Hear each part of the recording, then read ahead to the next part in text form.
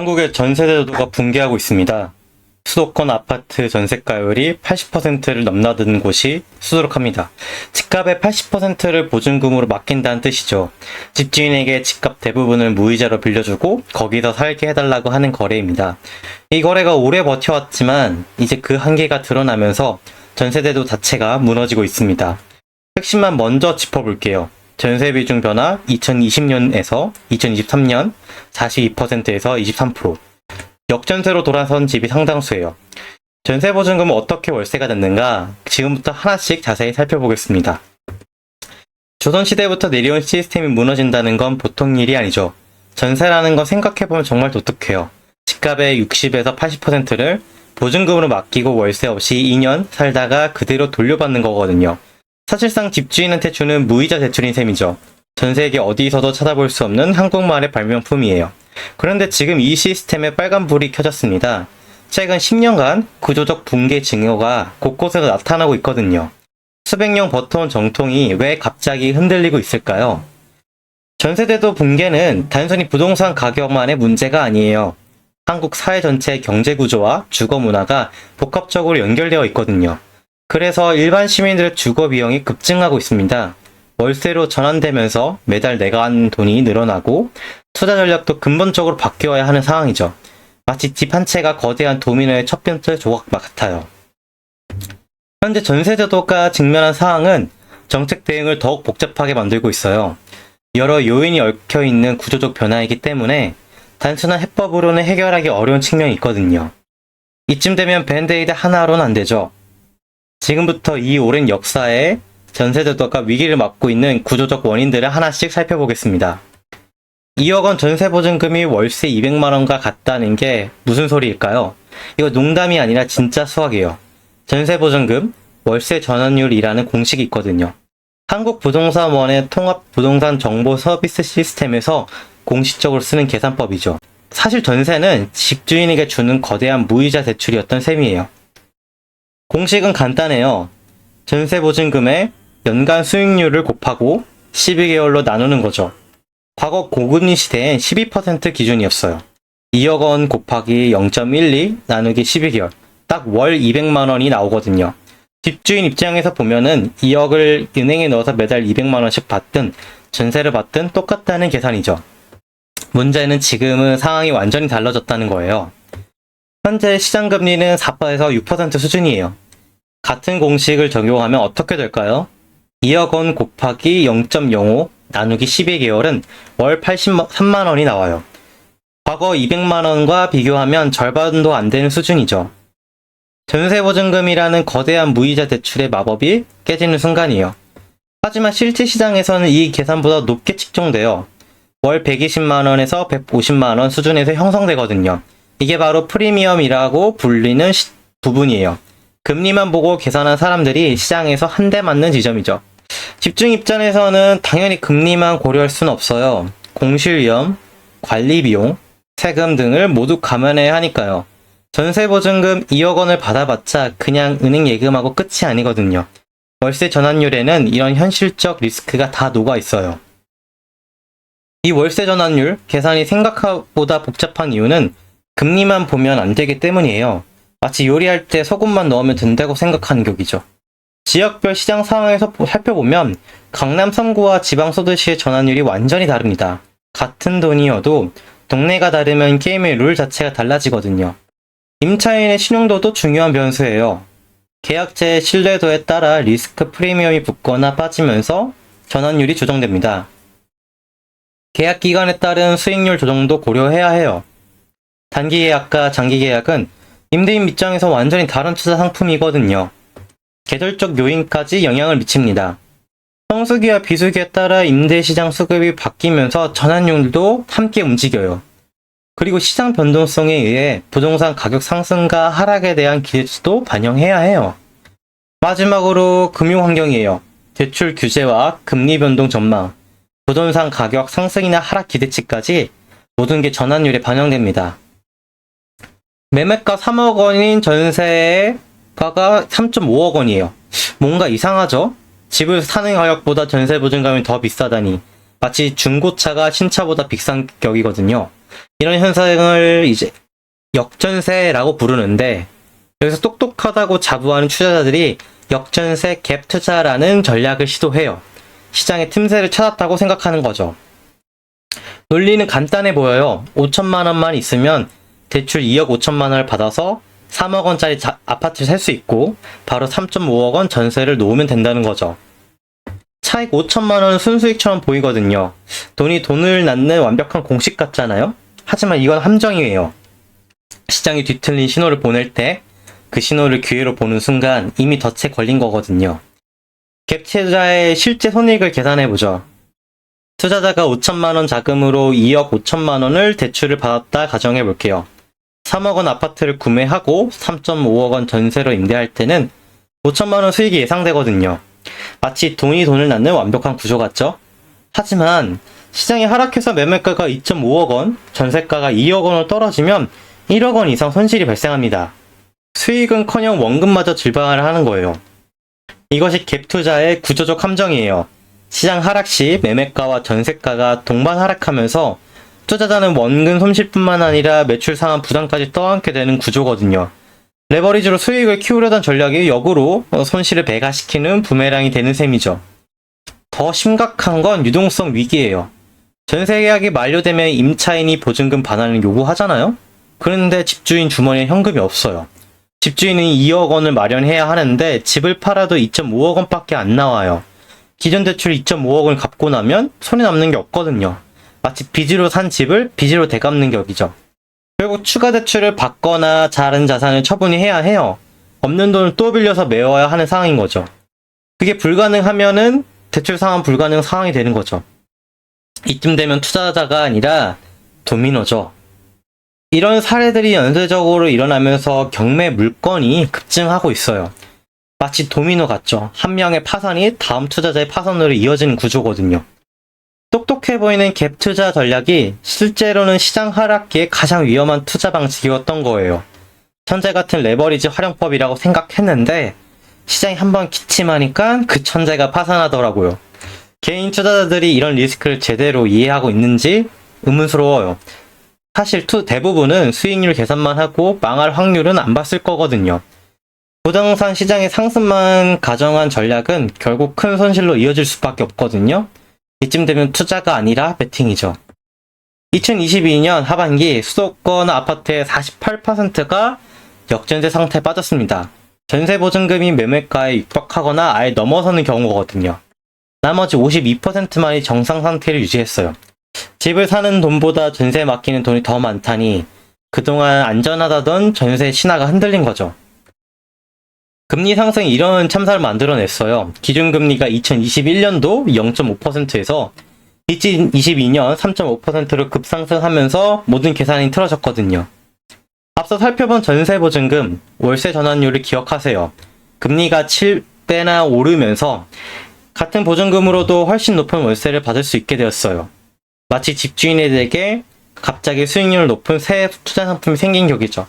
그러니 굳이 높은 전세 보증금을 받을 이유가 없어진 거예요. 집주인들은 전세보다 월세를 선호하기 시작했고 전세 시장은 급속히 위축됐어요. 이쯤 되면 전세는 시대착오적 제도가 되어버린 셈이죠. 시장의 혼란은 숫자로 드러납니다. 전국 전세 관련 소송 건수가 2021년 대비 250% 증가했거든요. 보증금 반환 불능 사태가 곳곳에서 터지고 있다는 증거입니다. 서울시 부동산 실거래가 정보 시스템을 보면 전세 신규 계약이 전년 대비 65% 감소했습니다. 마치 전세라는 상품이 진열대에서 사라지는 격입니다. 서울 열린데이터 광장 통계에서도 전세 거래의 급격한 위축과 분쟁 사례 폭증을 확인할 수 있습니다. 임차인들은 전세를 구하기 어렵고 집주인들은 보증금 반환에 어려움을 겪고 있습니다. 양쪽 다 발목 잡힌 셈이죠. 이 상황에서 가장 큰 피해자는 일반 시민들이에요. 전세를 월세로 바꾸면서 매달 나가는 주거 비용이 급증했거든요. 예를 들어 2억 원 전세에 살던 가정이 월세 150만 원으로 계약을 바꾸면 연간 1,800만 원의 추가 부담이 생겨요. 마치 집주인에게 매달 용돈을 갖다 바치는 격이죠. 이건 중산층 가정에게는 감당하기 어려운 수준이에요.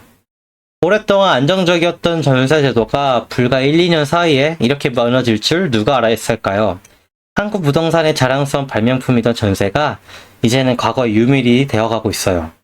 2022년, 2023년은 한국 주거 역사에서 분기점이 된 시기로 기록될 것 같아요. 전세 시대가 끝내고 월세 시대가 본격 시작된 원년인 셈이죠.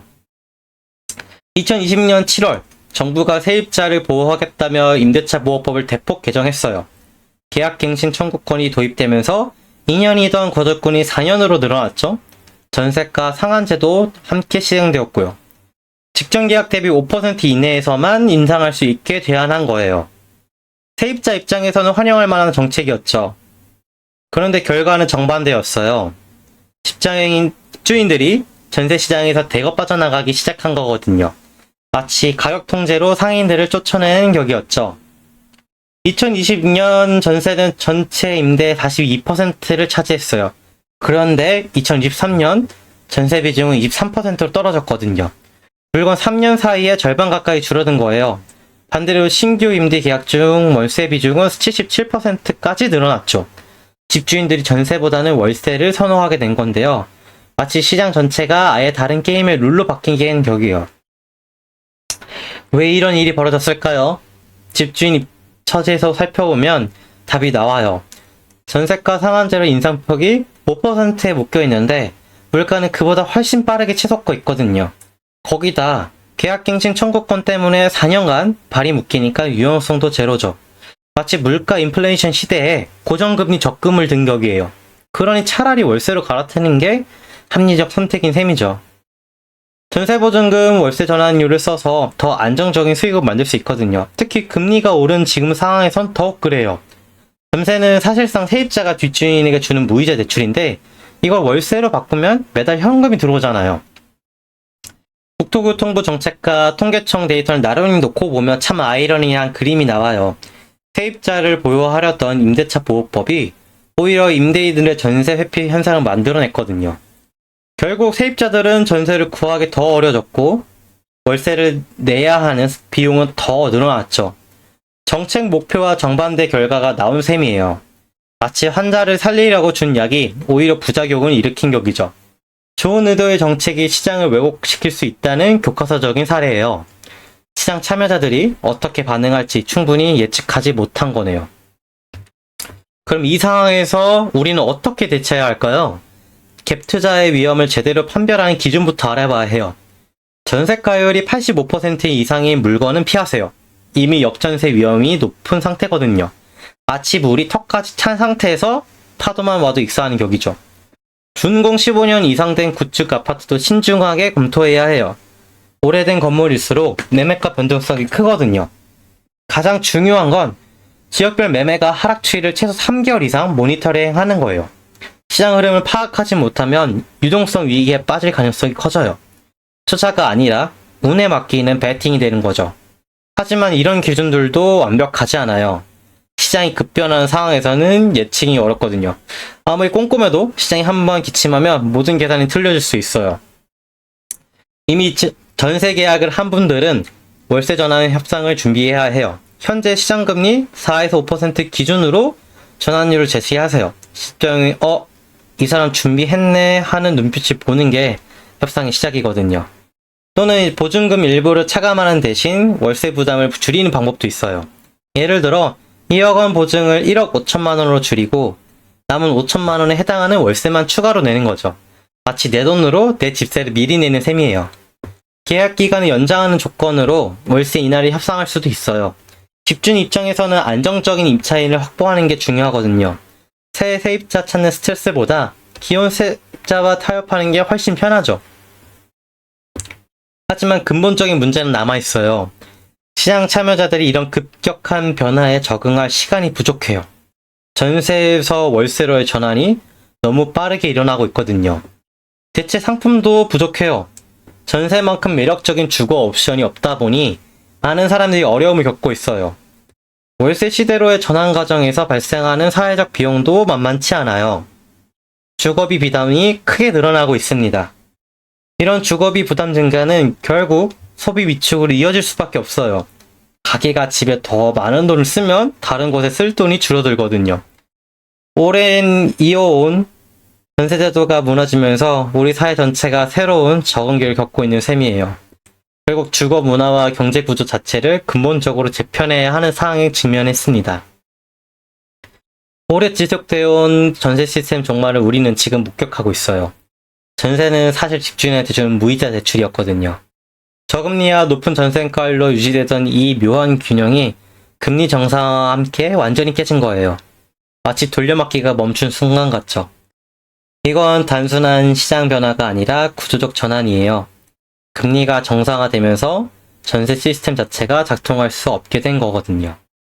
글로벌 표준인 월세 중심 임대 시장으로의 회귀는 역사적 필연이라고 볼 수 있어요.